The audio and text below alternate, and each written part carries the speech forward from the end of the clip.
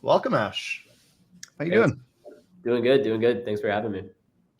So I'm Raf. I'm with Lumen Loop, and I'm joined here today with Ash from Axal.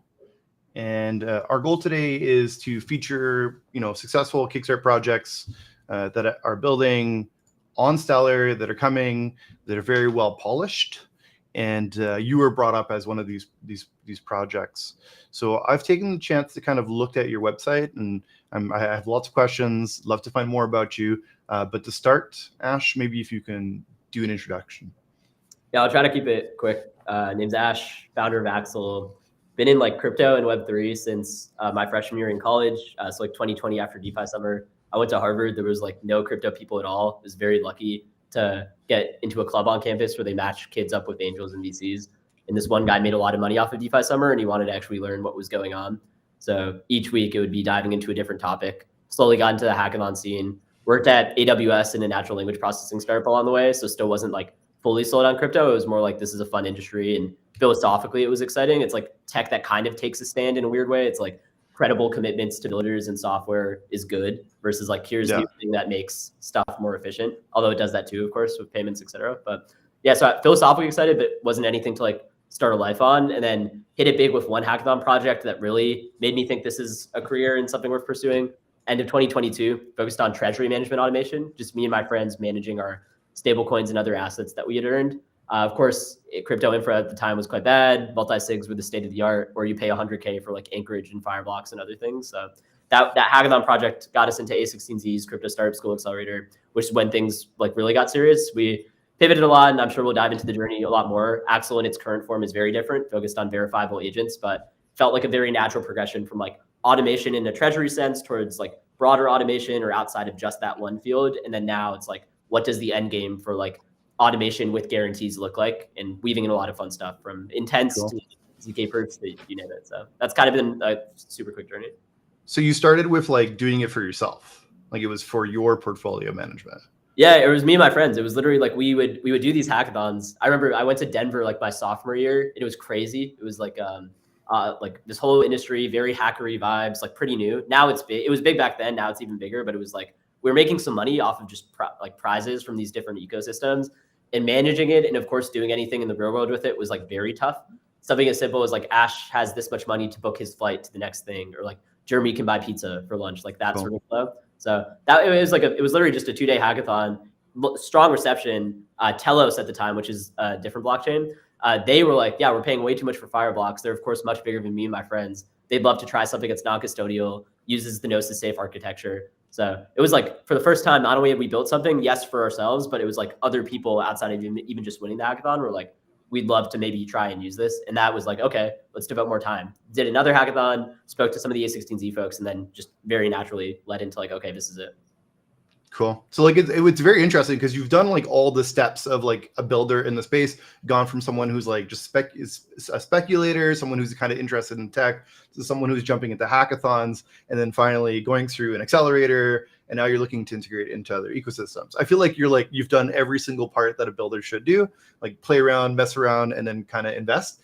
Like, so going from like someone who just does hackathons to someone who's doing accelerators, like what was that jump like? Because essentially how I understand is that you shouldn't expect projects out of hackathons. Like it shouldn't be like people are supposed to play around with tech, but it's not supposed to be like launching of an idea. So when you guys tell me that you've kind of built an idea from hackathons, how do you translate that to an accelerator space?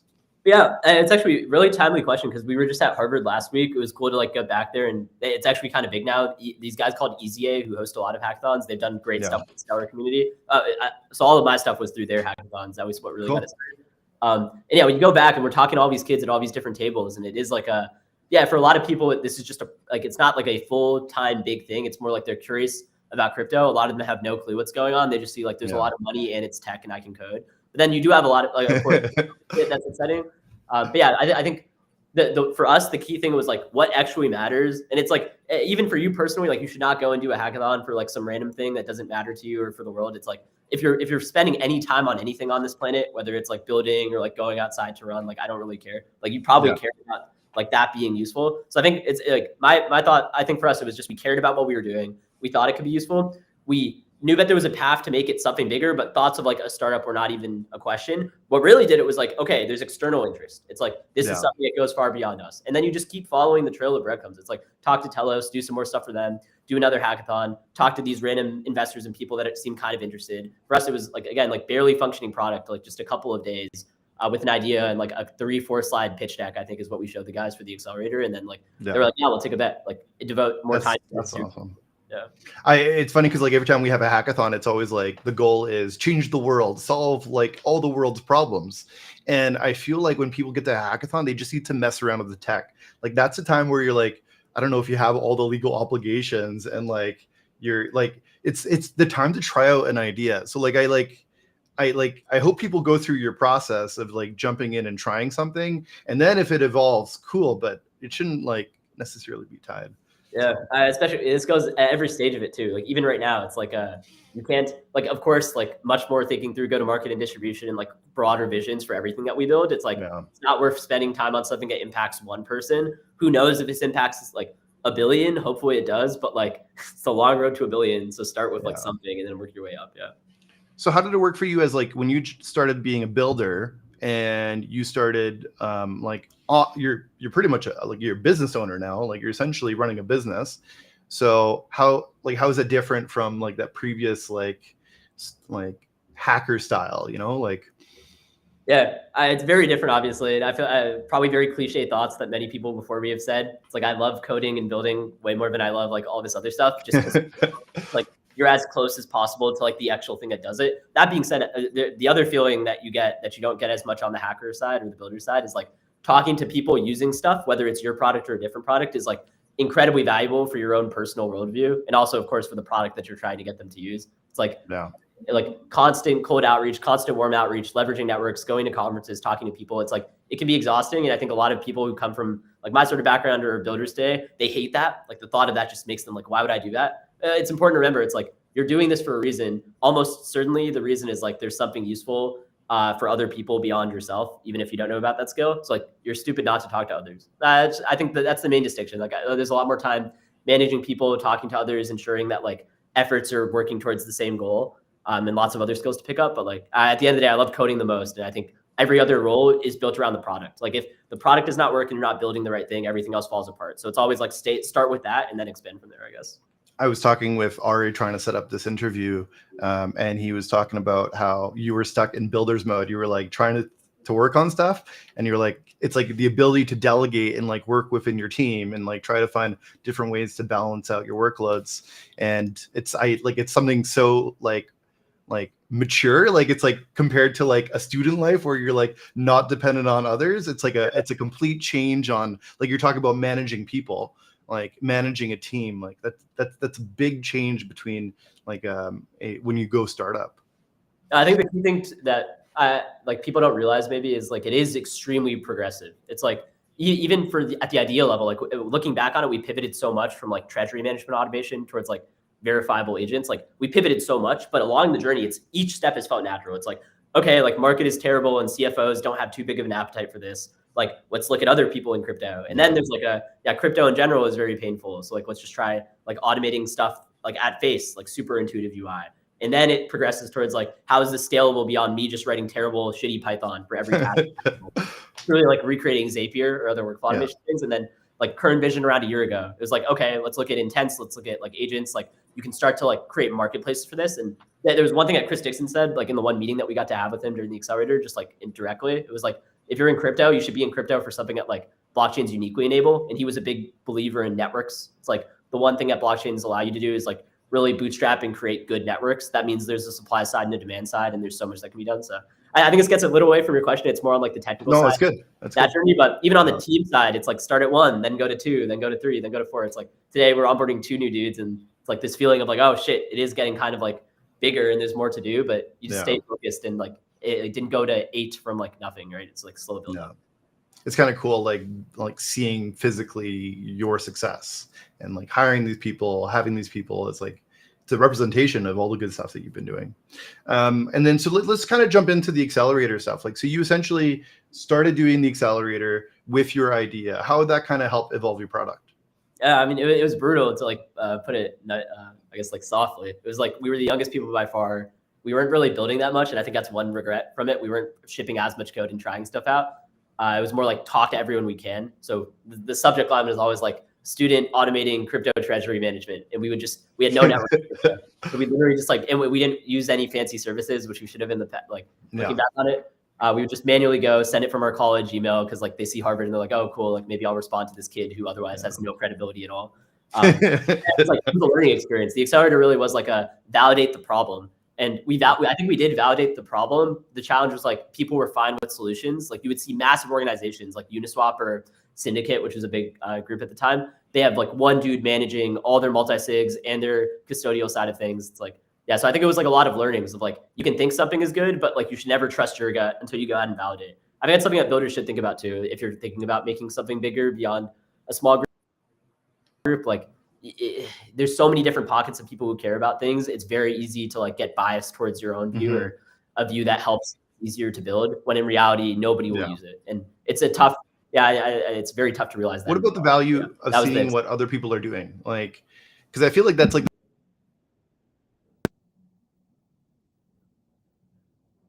Sorry, I don't know if I can hear you, Rav. Sorry, can you hear me?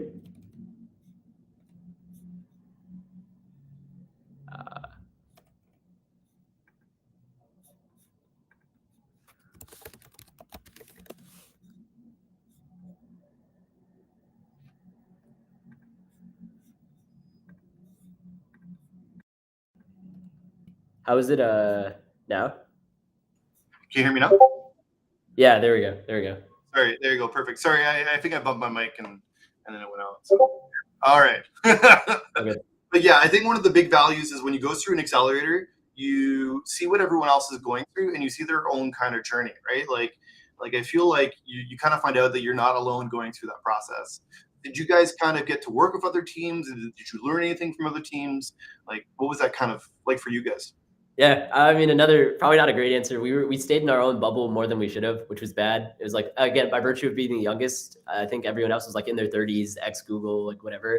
Like we didn't interact with them as much as we should have. We did, and it was more like admiring and learning from afar because we were too scared to kind of like go and do our stuff, which is like another learning. Like you should not be scared, but I think in retrospect, it's super useful. Like I'm more strongly in touch with those folks now, even folks that have closed the companies and moved on, or maybe they're now super big, than I was during the accelerator. So it was very useful. It's like different problems, but like very similar like heuristics and thoughts. Like even startup friends outside of crypto. It's like everyone goes through the same stuff. It's like, should I hire right now? Should I not? Like, how do I think about distribution here?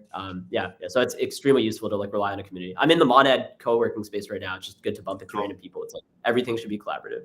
Yeah, I just got introduced to co-working spaces this year, and like I've always been working remotely, and it's very like rewarding being somewhere. Like I was in Argentina in Crescimento, and they had like this huge building that anybody for blockchain can kind of jump in and work on. That's like it's like honestly ideal for any builder. So before we kind of talk about Kickstarter, do you guys kind of want to talk a bit about your offerings as Axal? Like I know that you guys have been working on an autopilot system.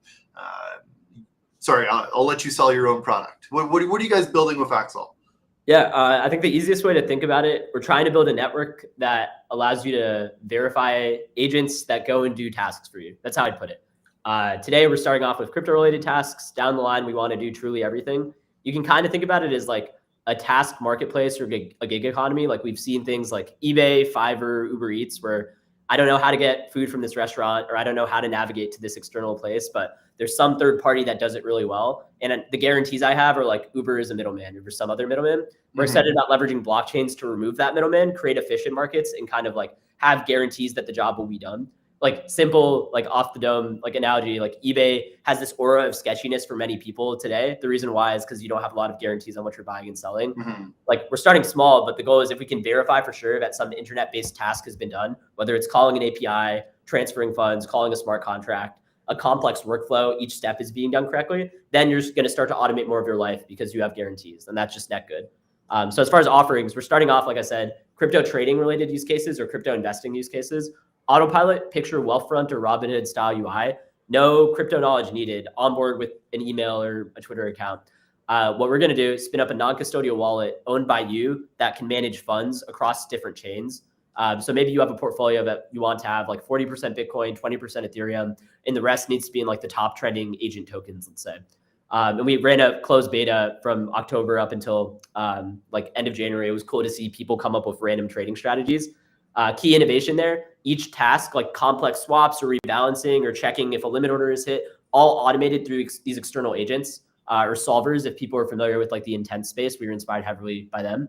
And then I think a new offering that I want to talk about more that I'm super excited about, especially given this market, it's had much more appetite, automated yield. So if you think about today, if I'm holding stable coins, it should not be sitting in a MetaMask wallet. Like that's the most egregious thing to do. It should be earning something equivalent to how like leaving money in a checking account, earning 0 cents a year is just bad. Like you could be earning the rate of treasuries or something else that's relatively risk-free, maybe something more risk on if you want, especially when you think about people outside of the US and banking systems and having access to like something that's earning in some stable currency. I think like earning on stable coins is the next iteration of this. The problem is DeFi is crazy. There's so many different things out there on different chains. Pools are constantly fluctuating. APY is constantly changing. Ripe for automation. For us, you can have intents that are like, I want to earn yield on USDC. I'm only comfortable with it being in these couple of pools, or I'm only comfortable with it being in this exact blend pool, let's say. But it better meet certain constraints. Like the second that APY declines by a certain amount, get it out. Or the second that it starts to become less lucrative, move it somewhere else, let's say. So I think automation for yield is what we're focused on. UI is very clean. You see a little graph that showcases like what you're exposed to. Drag some sliders, talk to a chat bot. Still fully non-custodial, but we have granular permissions for when we can automate these actions on your behalf. So autopilot and then the yield product, I think, are the biggest things right now. It's interesting because like the technology should not be the end goal. It should be like the back end. And essentially, I think that you guys are kind of working to an abstraction of the underlying technology, which is cool. I think there's like still ways to go, but essentially as you get plugged into other tools, I think you guys are talking about doing an API that developers can plug into.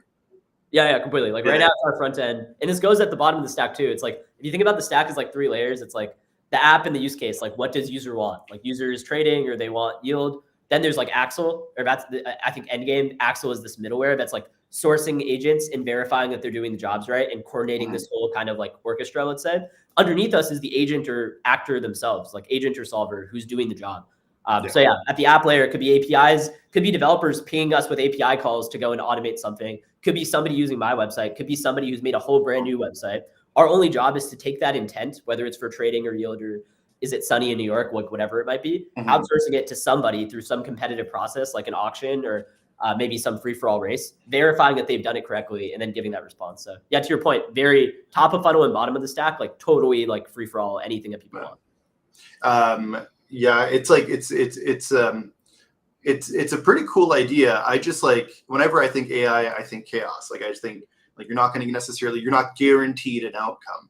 So like when you propose the idea of verifiable tasks or results, I think it's interesting. Like we were ultimately building on an open platform. Like it's like I think crypto is just like optimized for automation. Like it's kind of a weird step when we start thinking about other chains, and everyone does things differently, which kind of brings us to Stellar. Like you have a non-EVM, a different programming language, probably different data sets that you're kind of playing around with. So when you're starting to look at other chains, how do you guys create that automation? Yeah, I mean, you touched on like a lot of the first gut reactions that we had, and I think a lot of developers have when they think of Stellar or these other alt non-EVM chains. Like Solana, you need to care about. EVM chains themselves, you of course need to care about. But yeah, when I think about moving a tech stack at face, it's like maybe not. I think the key changing point for us was like, again, think top of funnel. Like none of it. The problem that crypto has had for so long is like you're not thinking about like where does value accrue from or like what actually matters to people. And to me, that's like if you have a lot of users that are using your product, it doesn't matter where they are. I want to tap into that and help them better automate their lives in any capacity. And I think Stellar is like really stood out, like truly underrated. And I didn't spend too much time looking to it before. And now we're of course tied to it. It's like really looking into like all these wallets, all these people, especially outside of the US that are like using these protocols. A lot of the infra is not at the level as let's say a Base or let's say an Arbitrum, but still a lot of users. And you can say this about some other alt VM chains. They've been underserved just because like, I think venture and a lot of fads and just like where people see value has been like so narrowly constrained to the EVM. We're finally entering a stage where like interoperability is super easy. There's a lot of great companies and orgs like Privy, for example, where I know they're doing stuff with Stellar that makes my job as a developer much easier. In the past, it'd be like spin up new Stellar wallet on my own, ensure I'm moving funds between that Stellar wallet and everywhere else, separate tech stack and repo entirely. For us now, it's like basically the same repo because Privy makes it very easy. Lots of Stellar specific stuff are needed, of course, but like as far as generating a wallet and controlling that, it's easy. So why Stellar? Like ecosystem of many people that I think are currently underserved when they think about like agent, like DeFi related automations and just like yield related automations. So we want to move there. Now it's technically feasible. You touched a bit about it, but like it's interesting because VC funds really dictate where liquidity is at the start of a launch of a chain, and it does kind of push interest on a certain platform. And Stellar doesn't have that massive VC interest just because they're not necessarily investing in the network before launch and a whole bunch of other stuff. And that kind of makes it that Stellar needs to kind of advocate for itself with its grant program, which kind of is the reason why the Stellar Community Fund exists. Is one, let's help projects come, let's make sure that they have the funds to build, and then let's help them build on Stellar. And that's kind of why you're here today. Is you guys went through initially through Kickstart, which is like a 5-day, a week-long process to bring builders onto Stellar and help them learn the tech stack and help them build out a proof of concept for Stellar. So how was that journey for you guys when you guys, so maybe just before that, how did you guys learn about the community fund? We learned about Stellar through like the hackathon guys that I mentioned. Like I got my start in crypto through them, and they do a lot of stuff with these like non-dominant chains like Polkadot, Stellar, or I shouldn't say not as like mainstream, let's say, for like conventional, like I guess this sort of background.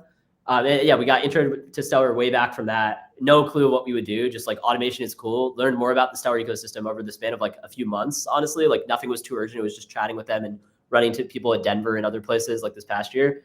And then got in touch with Anka and some other folks on the team, and a builder actually who used to be working on Blend.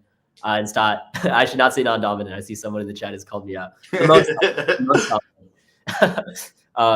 I got in touch with Stellar through there. I think the community fund and all that came pretty naturally. It's like, okay, we're doing cool stuff related to like automation and portfolio management, really intuitive UI, which I think aligns with like top of funnel, who the users are. I think it was, through the EZA hackathon guys originally. Cool. And then, so you learn about the community fund, you say, okay, well, let's start building on Stellar. How do you you just jump in? Like you guys started on Kickstart. Did someone have to sell you Kickstart? Did you because like when I think like Kickstart, sometimes it kind of evokes that idea of like a beginner mentality. Well, you guys are not beginners. And like essentially like what we're trying to push here is the idea that like Kickstart is like a way of onboarding projects. And you guys have a well-developed idea, and then it's, okay, well, you want to come to Stellar, you go through something like Kickstart. So what does the journey on Kickstart look like? I mean, frankly, I think we were beginners when it comes to the Stellar ecosystem, which is like key to keep in mind. Like even if in theory Stellar was an L2 and I didn't have to change my tech stack at all, you are still a beginner when you think about like what people want, what use cases are, where people are today. Like today on the DeFi side, I think like Aave, Morpho, etc. You go to Stellar, not true at all. Like you think Blend. Marcus was the guy who was doing some stuff related to Blend and other protocols who we were in touch with. He's now doing some other stuff, but so I think we were beginners, heard about it. We weren't really sold on it. It was more like they mentioned it and we're like, yeah, this is a great way for us to start this hopefully much bigger relationship with the Stellar community as a whole. Ari from our team did Kickstart, amazing experience. Every single day he would wake up mad early because he was in Texas. So I think he was getting up at like 5 a.m. or 4 a.m. for these sessions. He would go sit through it. Lots of mock-ups. It's good to go back to the basics. It's like, who is the target ICP? What is the exact use case? Narrow your product down. It's a good exercise to do at every stage of the process. How did you see it was different from like the accelerator kind of process? I mean, lots of parallels for sure. Like when you think about like caring about an ICP and like doing these sort of brain maps and brainstorming, of course, like much more focused and I think much closer to reality. With the accelerator, we were also quite early, and this is way back, but it was like high level brainstorming, outreach plans, industry trends. Every week they would have like one big speaker come in or a couple big speakers come in just to talk about their stuff. And it's more like you're learning as a whole what it looks like to build in crypto, like what development and learn about crypto shit can kind of be like. And I think for Stellar is like a lot more specific based off of what Ari would relate to me in our interactions with the Stellar team. It's like, this is where people are today. These are Stellar projects that have done super well in the past. This is what works. This is what doesn't work. In addition to the bare bones, like any startup and any founder needs to think about these things.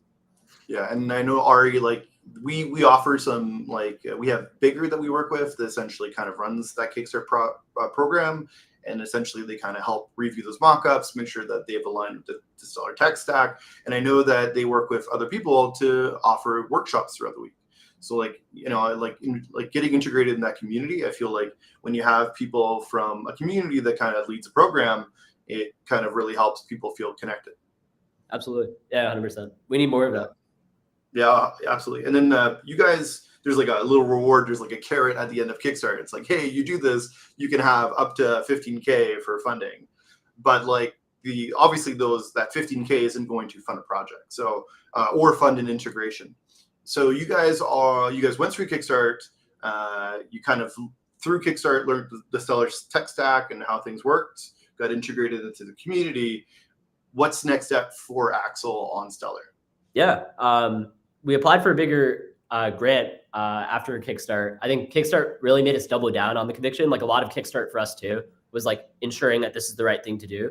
Even if we were bullish on Stellar, and we are, of course, and like all of this stuff, if it could just be a timing thing. I think the realization was like timing works out too as well, with like Privy starting to do some more integration. So it is actually technically possible. So we applied for a bigger grant, and as a result, we want to do some crazy stuff. Like the next step is let's bring access to these agent-powered automations to everyone where they are today. So our own front end will have Stellar support, so anyone can go and onboard with Stellar tokens or other assets that they already have. Super intuitive. We can do all of the automations that we love and need to do while giving people permissions, and hopefully get into the wallets, get into some other longer-term projects like the MoneyGram initiative, which again, after speaking to the team, that's like a North Star. That's like, we have to prove ourselves out on the way to get to something like that. Like, yeah, I think at a high level, when I think about Stellar versus other ecosystems for us, this is like, let's get this in the hands of like everyday people who really rely on crypto for things and see if we can make their lives much better through automation. Like an idea that we floated was like, by the MoneyGram thing, what if you're getting cash and you're going to some sort of like place physically to go and deposit that? You're currently using that integration to get it into crypto and maybe get access to different assets or things that are more stable. That's full stop. It kind of ends there. What if we could change it? So now it's like based off of inflation in your country, or based off of current crypto rates, or based off of yield products that are out there, putting that money automatically into some fancy strategy that's doing stuff, still in line with your needs, and it's fully transparent. Getting money out with just a click. Fiat to crypto automation and back, really streamlined. So like, I think that's like all the stuff that we want to pilot. And the grant is starting off with autopilot and the yield product, making it super easy for people to get access to like cross-chain exposure. Of course, we're focused on the Stellar ecosystem and making these pools more automated, but yeah, lots of stuff in the works there. Yeah, I saw you guys were the Stellar Community Fund. You guys are in the build community vote as we speak. Awesome. So that's what you guys are kind of working towards, is launching that. Or like, so I went to go look at your videos, and you guys had like that index tool. So essentially you pick your tokens, you create your own index, and then based on certain rules, it can kind of sell everything and do something else. Would a tool like that be integrated with Stellar? Can I pick, like, I can, as a Stellar user, I can pick tokens from other chains that I can add to my index?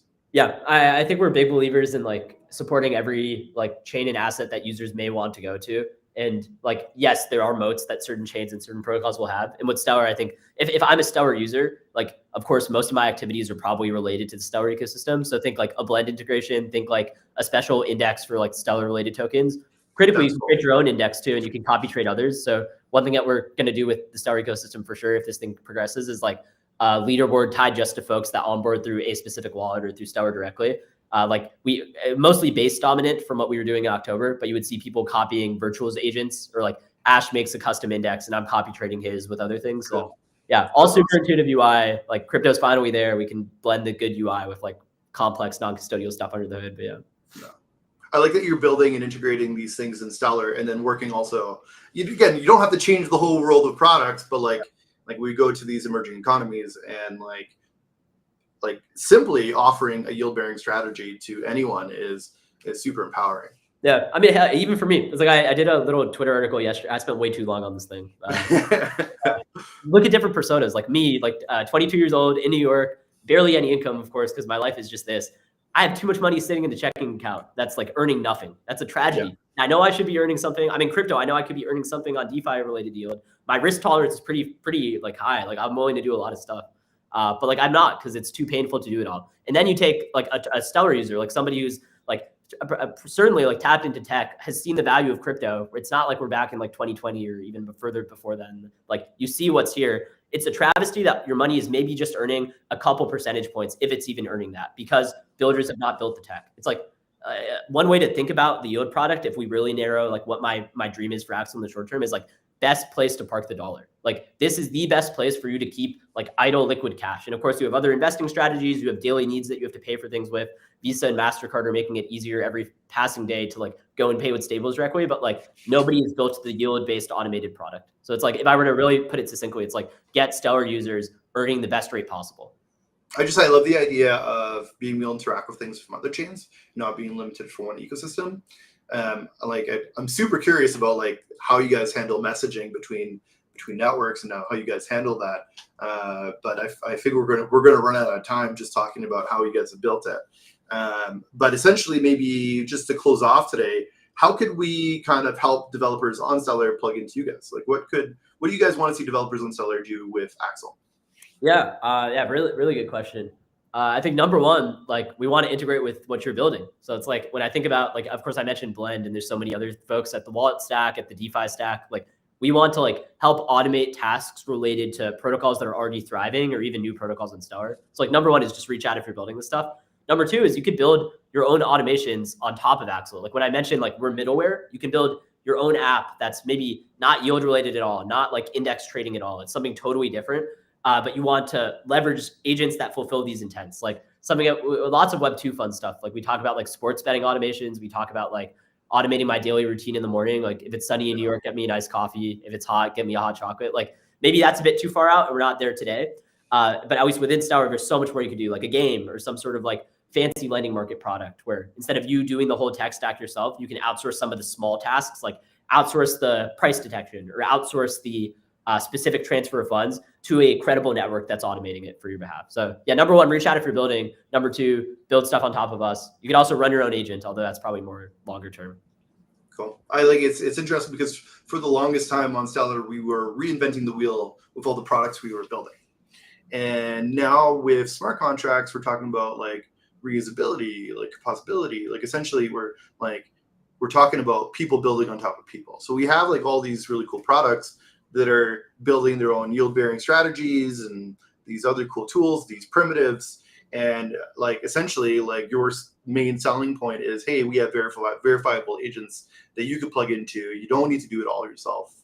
Like use our tools and offer your customers some more opportunities. Yeah, in my head, it's like a net win. It's like there's no competition here at all. It's like if you have built something that has users, let's help get your users more automated stuff, which makes your users happier and probably brings more. Or if you're at the bottom of the stack and you've built like some super really good, like Blend, for example, like you've built something that's like already doing really well. We want to tap into it with like our users and folks that we already have. In my head, it's like growing the pie for everyone. And the pie gets stronger with the more integrations that you have, the more apps you have, the more agents you have, the more things that we can verify. It's like, it's like Google would be terrible if it indexed like 10 websites. Like Google indexes every website on earth. Like Axal indexing a couple of chains or just a couple of applications is not that great, but agents that can go anywhere, just much, much better. Cool. So what's the best way of getting a hold of you? If somebody wants to integrate Axal, what should they do?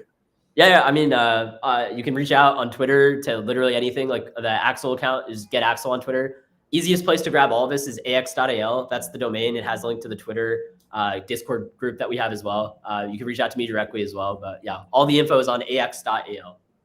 Okay, so maybe we'll follow up today with kind of like a Twitter thread with like the Kickstarter breakdown and stuff. I'd love for people to see kind of what you guys did for that Stellar integration. It would be super cool. But just before we close off today, big shout out for you guys. Thanks for coming on today, and really kind of appreciate the fact that you've kind of broken down that process for us.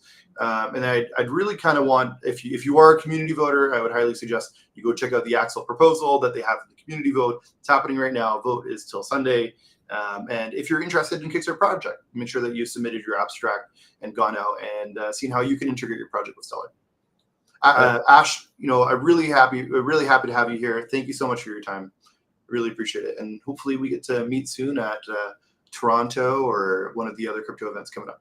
Yeah, we'll definitely make it happen. Yeah, good stuff. Appreciate it, Ryan.